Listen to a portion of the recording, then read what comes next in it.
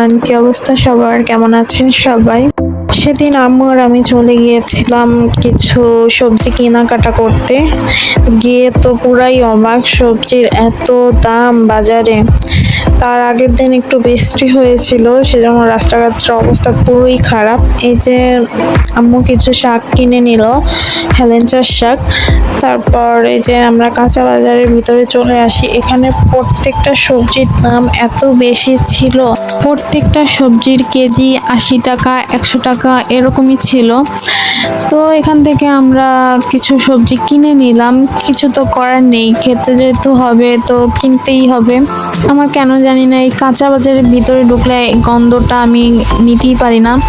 এরপর যে আমরা কেনাকাটা করে বাসায় ফিরছিলাম, আর পাশে ভ্যানেও সবজিপাতি ছিল অনেক। কাঁচা বাজারের বাহিরেই একজনে তাল নিয়ে বসেছিল, তো সেখান থেকে 2টা তাল কিনে নিল। তালের পিঠা বানানো হবে, পিঠা বানানো হলে অবশ্যই আপনাদের সাথে শেয়ার করব। এরপর এই যে 2-3 পদের তরকারি কিনে আর 2টা তাল কিনে বাসায় চলে আসি। তো এই ছিল আমার ছোটখাটো একটি ভিডিওটি কেমন আছে অবশ্যই কমেন্টস করে জানাবেন। ভালো লাগলে একটা লাইক করে দেবেন। দেখা যাবে আপনাদের সাথে নতুন কোনো ভিডিওতে। আল্লাহ হাফেজ।